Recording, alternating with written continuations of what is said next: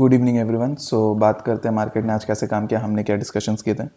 सो अगर आप देखोगे आज पूरे दिन में कुछ नहीं मिला, एक ट्रेड भी नहीं मिला। ये बस एक दिन भर में एक नीचे से एक अपसाइड लगाया, राइट। खुला भी कहाँ था, राइट, एक मिनट। लगभग लगभग ये कैंडल जो थी, राइट, यहाँ पे नीचे खुला, इसके सिंगल कैंडल में एक डाउन मूव आया, उसके बाद तुरंत ऊपर खींच लिया, राइट।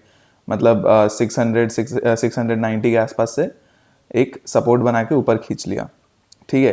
एंड उसके बाद पूरे दिन कंसोलिडेशन साइडवेज एंड लास्ट में ये तोड़ा, वो भी लास्ट के 15-20 मिनट में, वो भी मुश्किल से आपको 740 से 720 20 पॉइंट दिए होंगे। वो मतलब ट्रेड था ही नहीं आज के दिन, कोई ट्रेड नहीं था मार्केट में, कोई मूव नहीं था, राइट। एंड कुछ हुआ ही नहीं आज के दिन, ठीक है। तो डिस्कशन कर लेते हैं आगे कैसे क्या कर सकते हैं। कंप्लीटली साइडवेज डे था एंड कल भी शायद हो सकता है कि साइडवेज ही मिले आपको। रीज़न बता देता हूँ। पहले तो यूएस बहुत ऊपर है, ठीक है। अपना gift Nifty right now 88 points plus दिखा रहा है, राइट। एंड ये गैप अप खुल जाता है तो अगेन वही साइडवेज वाला चीज़ हो जाएगा, ठीक है। एंड अगर ये होता है तो लगभग लगभग हम लोग खुलेंगे ही 19,800 के ऊपर, ठीक है। अगर ये कंटिन्यू रहता है, ओवरनाइट सिनेरियो चेंज हो जाता है तो वो अलग कहानी है, सब बात कर लेंगे हम लोग।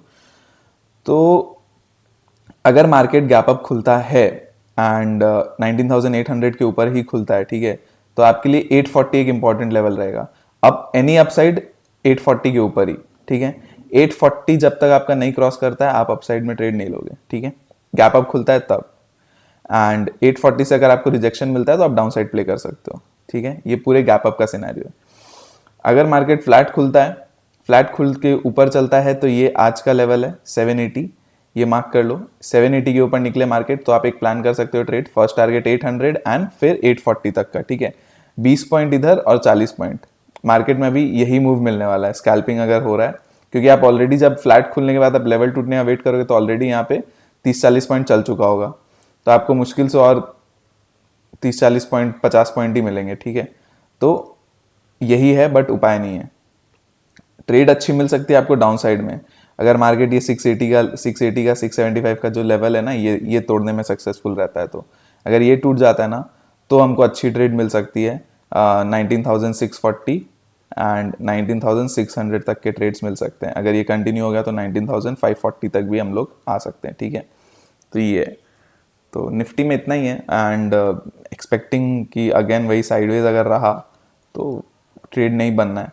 बट अगर सेकेंड हाफ में कुछ आना होगा, जैसे लास्ट ट्यूसडे बैंक निफ्टी में एक मतलब बहुत भयानक एक जंप आया था Fin Nifty and Bank Nifty में अपसाइड की तरफ, शॉर्ट कवरिंग मूव आई थी, तो पूरे दिन कंसोलिडेशन एंड एक शॉर्ट कवरिंग मूव आई थी। तो वैसा कुछ अगर होगा तो वो एक अलग कहानी है। बट अगर रेंज बन जा रहा है एंड एक कंसोलिडेशन चल रहा है तो आप उसको प्ले नहीं करोगे, एनी साइड टूटता है तब आप प्ले कर सकते हो, ठीक है। तो ये 2-3 स्ट्रैटेजीज है बस कल के लिए। एंड अगर ये टूटता है भी एंड शॉर्ट कवरिंग आती है तो ये Bank Nifty and Fin Nifty में ही आएगी, ठीक है, ये भी याद रखना।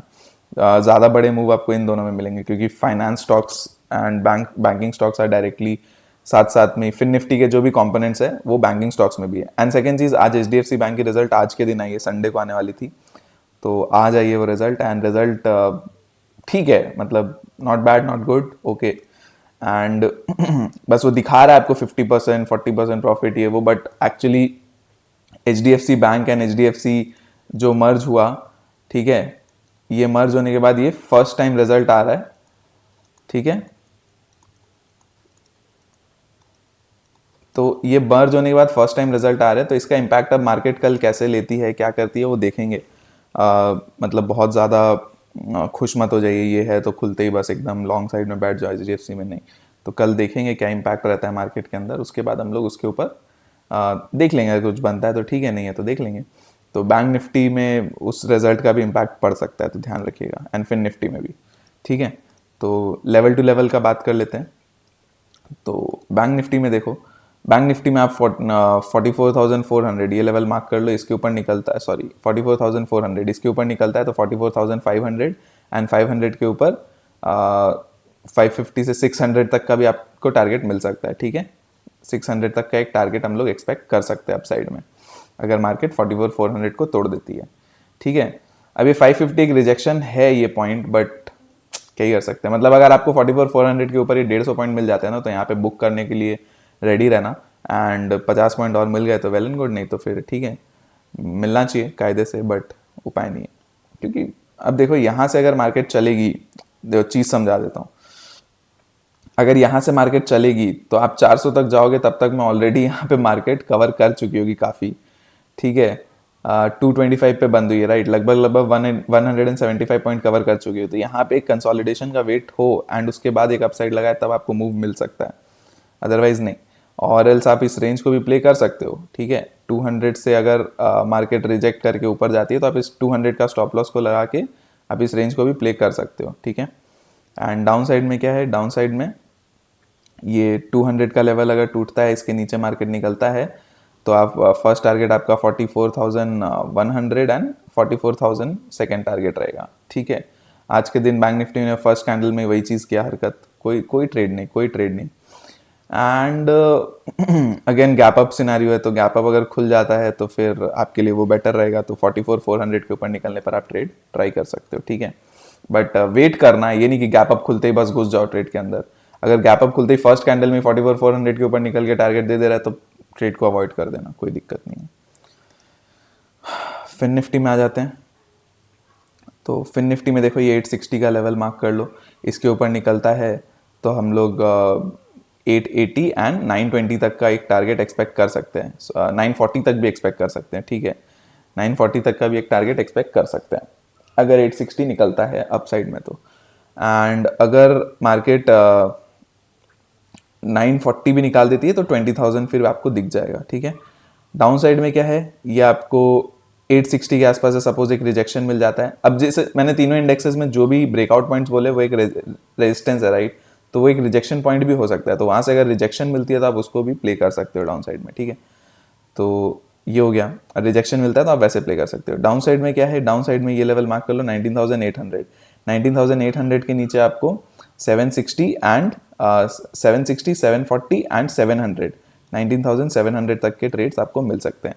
कंसोलिडेशन अगर रहता है तो एनी साइड अगर ब्रेकआउट मिलता है आपको, आप उसको प्ले कर सकते हो, ठीक है। सिंपल है, और कुछ नहीं है इस मार्केट के अंदर, अभी और कुछ नहीं हो रहा। बहुत ही वियर्ड मार्केट चल रहा है, यूएस अलग चलता है, इंडिया में अलग चलता है, यूरोप अलग चल रहा है, वॉर अलग चल रहा है, मतलब बहुत ही अनइवन एंड अजीब सा है, कोई ट्रेंड आपको समझ में नहीं आ रहा है, कभी अप कभी डाउन, एक दिन ऊपर जा रहा है एक दिन नीचे जा रहा है, वियर्ड मार्केट है, ठीक है। तो और जो मूवमेंट आ रहे गैप अप गैप डाउन में खत्म कर दे रहे हैं, या मार्केट खुलते ही फर्स्ट कैंडल में ही सारा काम कर दे रहे हैं, तो आप ट्रेड नहीं कर सक रहे हो ऐसे में इंट्राडे। आपको अगर कोई अच्छे स्टॉक्स मिलते हैं आप स्टॉक स्पेसिफिक भी ट्रेड कर सकते हो, ठीक है, इस सिचुएशंस में। तो चलिए इतना ही आज के लिए, बाकी डिस्कशन हम लोग कल कर लेंगे जो भी रहेगा, ठीक है। तो पसंद आया तो आप चैनल को प्लीज़ सब्सक्राइब करना कंसिडर कर सकते हो, लाइक कर सकते हो वीडियो को, एंड चैनल को शेयर करके चल सकते हैं वीडियो को भी, ठीक है। चलिए bye bye, thank you so much.